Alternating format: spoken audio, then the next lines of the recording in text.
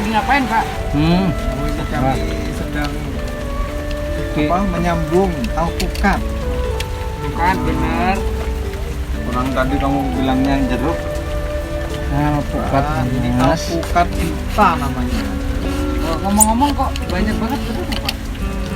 Iya, kami sedang mengembangkan bibit alpukat ini. Jadi rencananya nanti akan dijual ya bibitnya. Selain ditanam sendiri, kita akan menjual bibit ini karena ini alpukatnya bagus sekali. Emang bisa Pak dijual di desa ini semuanya lah. Ya pasti bisa lah. Sekarang ini kan zamannya sudah berubah, ya kan? Jadi sudah masuk era globalisasi kan? Gitu. Makanan apa itu? Ngawur. Globalisasi itu perubahan era. Iya, betul. Perubahan zaman. Oke, gini aja, kita jelaskan di sana aja. Ini mau hujan, kita ke gasir dulu aja ya. Iya, Pak. Nah, sebentar, saya ikat dulu ya. Kita pindah ke sana.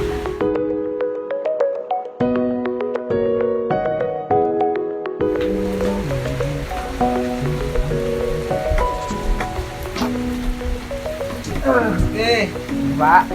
ya, ini kita mau ngobrol apa tadi? Globalisasi ya. Global ya. Itu ingat dulu saya dulu, dia tuh bilang ini globalisasi, itu katanya begitu. Terus dia tuh nggak menjelaskan, tapi dia memberitahu kalau mau tahu globalisasi itu contohnya seperti ini.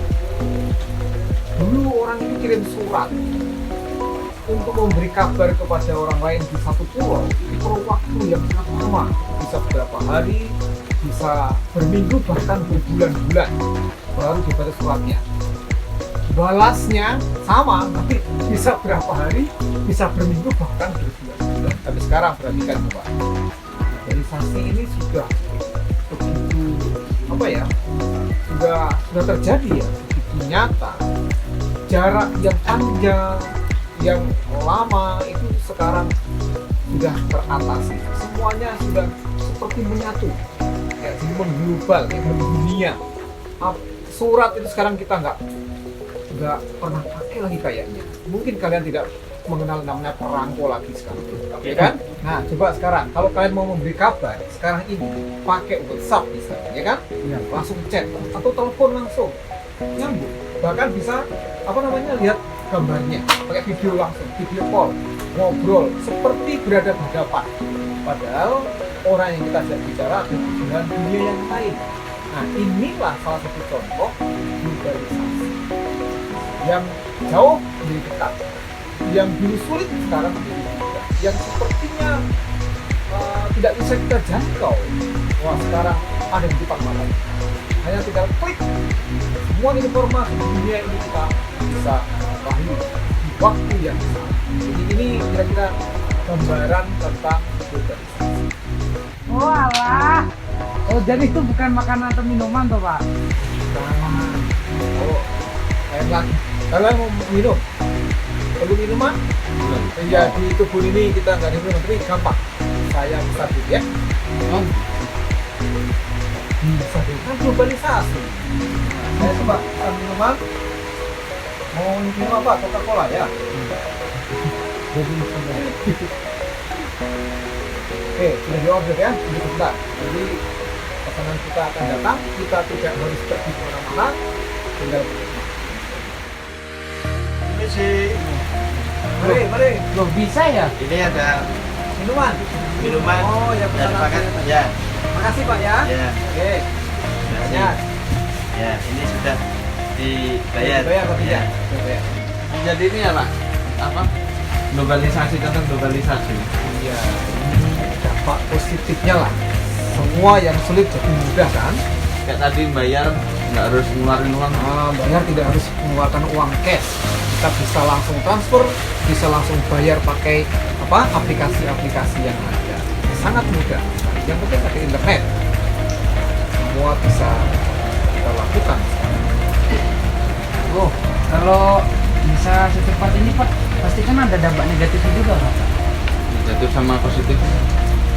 Dampak positifnya banyak ya. Jadi secara sederhana saya katakan semua yang dulu sulit sekarang jadi mudah karena global kita. Semua yang jauh menjadi dekat sekarang. komunikasi yang dulu tersendat sekarang menjadi lancar. Informasi apa yang terjadi di belahan dunia ini sekarang kita bisa tahu, ya kan? Seketika yang ada di Amerika kita bisa tahu sekarang, tinggal klik kita bisa dapatkan semua informasi yang kita butuhkan tentang Amerika atau tentang negara-negara lain. Dulu saya ingat waktu tsunami di Aceh, semua orang seluruh dunia langsung tahu bagaimana caranya. Itu sulit dijelaskan, tetapi kemajuan teknologi dan informasi itu membawa dampak yang sangat besar. Dan ini adalah salah satu dampak positif dari globalisasi. Jadi kemajuan teknologi informasi ini, internet, munculnya berbagai aplikasi yang canggih itu menolong manusia, memudahkan manusia dalam aktivitas sehari-hari. Jadi itu yang positif. Nah, kalau negatifnya apakah ada? Itu banyak ya. Oke, contohnya ini kita pakai sekarang handphone, pakai smartphone semua, Android, serba canggih, ya kan? Bisa kameranya, video dan lain-lain, dan kita bisa mendownload, bisa menginstal semua aplikasi, dan belum tentu semua itu baik, ya kan? Siapa yang suka aplikasi dating? Nah, ada macam-macam lah namanya ya, kalau disebutkan itu sangat banyak. Itu biasanya diiklankan dan begitu kita klik saja itu langsung kita terhubung dengan begitu banyak orang yang tidak kita kenal dari negara-negara lain, lawan jenis. Kalau kita salah menggunakan itu berbahaya. Semuanya terbuka. Ini salah satu segi negatif menurut saya adalah karena semuanya terbuka, maka itu membahayakan bagi para pengguna yang tidak siap di era globalisasi ini. Contohnya misalnya judi online, kan? Dulu kalau orang judi itu kan takut, mereka sembunyi di belakang rumah, gedung-gedung yang tertutup rampang. Nah sekarang orang nggak ada yang melihat, tapi online dia di depan komputer, ya kan? Nah itu negatif atau positif kira-kira? Negatif. Oke, kemudian orang-orang yang sudah punya suami, sudah punya istri, lalu klik aplikasi perjodohan atau ya kan pakai fotonya orang lain. Nah, ini kan terjadi, akhirnya ketahuan. Bapak pernah kayak gitu? Rumah tangganya rusak. Saya hanya menjelaskan, saya menjelaskan ini karena ada banyak penelitian, ya. Ada namanya indikatif. Saya baca dari penelitian mereka, orang Indonesia itu banyak yang terlibat perselingkuhan. Nanti kalian bisa klik saja, cari. Itu aplikasi selingkuh, Pak? Bukan, sebenarnya aplikasi itu dibuat supaya orang bisa kenalan. Tapi kalau orang-orang yang sudah berumah tangga misalnya, lalu dia juga memakai aplikasi itu kan berbahaya, gitu. Karena kecenderungannya kan itu lawan jenis. Jadi itu dampak negatifnya. Orang yang tidak siap akan terbawa arus. Dia akan mengikuti, kemudian hal-hal yang negatif lah, yang kita katakan sebagai dosa. Ini berbahaya sekali. Kalian harus hati-hati, orang-orang muda harus tahu ini bisa atau tidak ya, ini negatif atau positif. Kita harus bisa membedakan. Terus gimana kita menyikapinya, Pak? Ya, ini hal yang saya kira cukup serius ya, masalah globalisasi ini. Dan kita sebagai orang-orang percaya, kalian sebagai generasi muda harus tahu, gitu ya, harus bisa menyikapi itu dengan benar. Nah, Pak, ini mumpung kita seiman. Kalau menurut Alkitab gimana, Pak? Oke, jadi sekarang kita akan spesifik membicarakan globalisasi menurut pandangan Alkitab itu maksudnya ya. Iya, Pak. Oke, kalau gitu kita pindah ya ke ruang sana ya. Oke, Pak.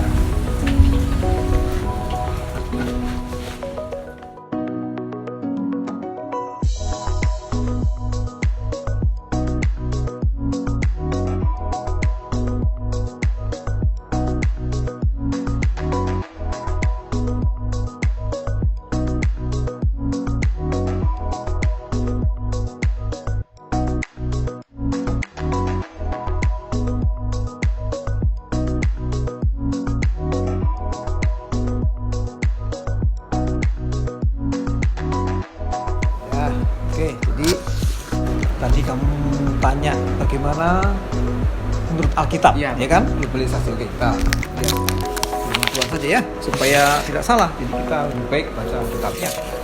Nah, siapa yang mau bacakan? Tolong dibacakan dulu ya. Jadi Alkitab sudah punya batasan sebenarnya. Apa yang bisa dilakukan, apa yang tidak dilakukan, dan bagaimana kita menghadapi situasi yang terjadi sekarang ini. Jadi yang pertama, orang percaya, kita orang beriman harus takut akan Tuhan, itu dulu. Itu pertama, ini sangat penting ya, ini dasar dalam menjalani kehidupan kita di era globalisasi ini. Coba tolong bacakan Ayub 28 ayat 28. Ayub 28.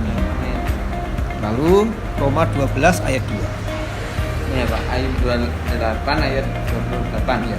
Tetapi kepada manusia ia berfirman, sesungguhnya takut akan Tuhan itulah hikmat, dan menjauhi kejahatan itulah akal budi. Oke. Takut akan Tuhan adalah hikmat, dan menjauhi kejahatan itulah akal budi. Jadi kalau kita dikatakan berakal budi, tentunya kita harus takut akan Tuhan. Dengan kata lain, kita memiliki hikmat Tuhan. Sekarang dari Roma pasal 12 ayat yang kedua, coba dibacakan. Roma pasal Nah, tolong 12 bacakan. ayat 2. 2. Mau baca lah. Ya, coba. Oke. Bacakan. Roma 12 ayat. Roma 12 ayat 2. Janganlah kamu menjadi serupa dengan dunia ini, tetapi berubahlah oleh pembaharuan budimu, sehingga kamu dapat membedakan manakah kehendak Allah, apa yang baik, yang berkenan kepada Allah, dan yang sempurna. Oke. Jadi bagaimana kita bisa takut akan Tuhan? Tentu kita harus mengalami apa yang disebut sebagai pembaharuan budi tadi. Ya, pembaharuan budi. Harus mengalami apa yang dinamakan sebagai transformasi. Nah, pertanyaannya kemudian sekarang, bagaimana kita ditransformasi? Bagaimana perubahan akal budi, pembaharuan akal budi itu bisa terjadi? Siapa yang bisa melakukan itu? Itu hanya bisa dilakukan oleh Tuhan Yesus. Jadi kalau kita mau memiliki hikmat, memiliki akal budi, maka kita harus transformasi terlebih dahulu. Kita harus melahirkan Yesus dulu dalam kehidupan kita, sehingga transformasi itu bisa terjadi. Akal budi kita itu diperbarui, Allah yang memperbaharuinya, bukan kita yang mencoba memperbaharui. Pasti tidak bisa, karena sistem dunia ini sudah ada, sudah terbentuk.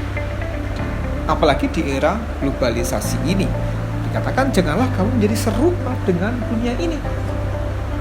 Kata dunia ini menyangkut sistemnya, dan itu sudah menguasai semua orang. Jadi kita harus mengalami transformasi terlebih dahulu, sehingga kita bisa memiliki akal budi, dan kita bisa seperti yang dikatakan Ayub 28 ayat 28 tadi, takut akan Tuhan. Tanpa takut akan Tuhan, kita akan terseret. Ya, kita akan terseret di tengah-tengah arus globalisasi yang berkembang. Tadi sudah saya contohkan bagaimana aplikasi-aplikasi yang bisa membahayakan kita itu dengan mudah diakses. Apalagi situs-situs porno, misalnya gambar-gambar porno. Kalau orang tidak diperbaharui, dia tidak ditransformasi, maka semua itu akan gampang sekali mempengaruhi dia, ya kan? Apalagi smartphone, handphonenya canggih-canggih, wah, tinggal klik semua, dan itu sangat berbahaya. Jadi intinya takut akan Tuhan, seperti yang dikatakan oleh firman Tuhan. Kemudian yang kedua, selain takut akan Tuhan, kita juga harus punya kepekaan. Kita harus bisa membedakan, harus bisa menyeleksi. Ya. Kita harus selektif. Apakah apa yang ada di depan kita itu berguna? apakah itu membangun diri kita atau tidak, berguna atau tidak, membangun atau tidak. Jadi itu batasan yang kedua yang dikatakan oleh Alkitab. Ayo kita baca lagi ya. Ini kita diskusikan sekarang. 1 Korintus pasal 10 ayat 23. 1 Korintus 10 ayat 23. Ayo bacakan. Segala sesuatu diperbolehkan, benar, tetapi bukan segala sesuatu berguna. Segala sesuatu diperbolehkan, benar, tetapi bukan segala sesuatu membangun. Oke, sekali lagi ya. Segala sesuatu diperbolehkan. Ya, itu benar. Tetapi pertanyaannya, apakah segala sesuatu itu berguna? Segala sesuatu diperbolehkan, benar. Tetapi pertanyaannya, apakah segala sesuatu membangun atau justru akan meruntuhkan kita, meruntuhkan iman kita sebagai orang-orang yang percaya kepada Tuhan Yesus. Jadi batasan kedua ini juga sangat jelas. Globalisasi yang ditandai dengan perkembangan teknologi dan internet, ya, di mana semua bisa kita akses dengan mudah, harus kita seleksi. Tidak bisa kita langsung menerima semuanya begitu saja, tetapi kita harus tahu, oh ini tidak bisa, ini nggak berguna, nggak ada manfaatnya, ini hanya sia-sia saja, buang-buang waktu. Kenapa kita akan habiskan waktu kita di situ, pikiran kita di situ, sedangkan ini tidak ada gunanya. Lalu yang kedua, ini tidak akan membangun saya secara rohani. Justru ini akan membuat saya semakin jauh dari Tuhan. Lalu kenapa kita harus mengikutinya? Ya kan? Kalau itu tidak membangun kehidupan kita, justru sebaliknya menjadi alat dosa dan kelaliman atau kejahatan, lalu kenapa kita harus mengikutinya? Ya, seleksi penting kita lakukan. Ya, orang-orang muda di tengah perkembangan yang seperti ini, kita sebenarnya berada di dalam suatu kondisi yang rawan. Jadi sekarang kita bisa menyeleksi atau tidak.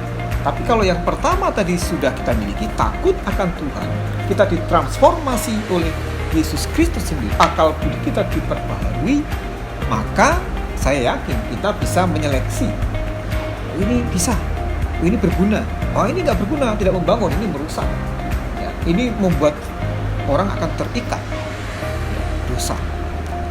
Jadi kita bisa memilih setelah kita menyeleksinya. Ini, oh ini saya pakai. Ya, ini saya pakai. Oh ini tidak saya pakai. Sekarang ini marak game online kan. Oh main game kan? Sudah tidak atau baru tidak? Sudah lama? Masih main game? Masih kadang-kadang. Oke, kalau itu sifatnya hiburan, kalian pasti bertanya, masa nggak boleh Pak hiburan? Silahkan. Kalau itu hiburan, ya, kita tahu batasannya kan? Kita bisa menyeleksi, ini hiburan saya cukup 1 hari ya, 1 jam misalnya pakai, atau sebentar saja hanya untuk refresh, ya, kuliah atau ada tugas-tugas lain. Wah, kayaknya perlu main sebentar lah. Lalu itu juga bisa menolong kita dari segi positifnya. Kalau menurut saya itu bisa menolong kita juga berkomunikasi dengan banyak orang kan, bahkan orang dari berbagai negara yang lain kita bisa ketemu di game online itu. Nah, tetapi kita harus ingat, jangan sampai itu kemudian membuat kita jatuh. Yang tadinya kita anggap hiburan, kemudian membuat kita akhirnya bergantung, terikat. Itu seperti orang kecanduan. Ya, kalau sudah terjadi seperti itu, pasti sulit dilepaskan. Jadi ini fungsinya seleksi. Ya, dan game-game itu pun kita harus seleksi juga. Wah ini brutal. Kan kita tahu, wah ini membahayakan. Ini pikirannya juga akan menjadi brutal nanti. Kan begitu. Lalu nanti emosi nggak terkontrol dan lain. Jadi game yang mana yang harus kita pilih, kita juga tahu membedakannya. Harus bisa menyeleksi.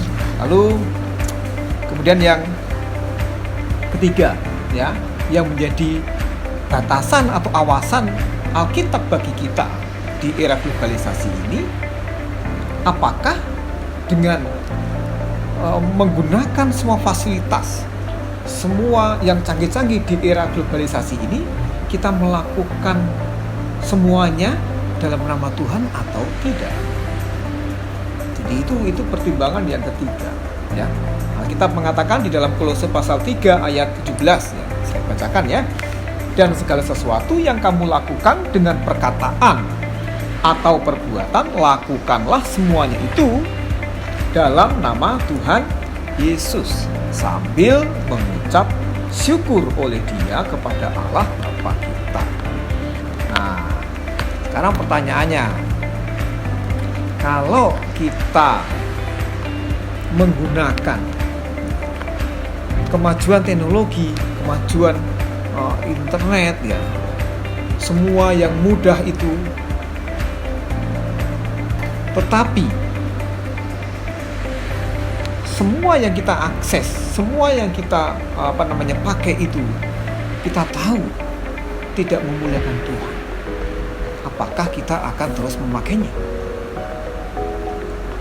Contoh tadi situs-situs porno misalnya, yang mudah sekali diakses.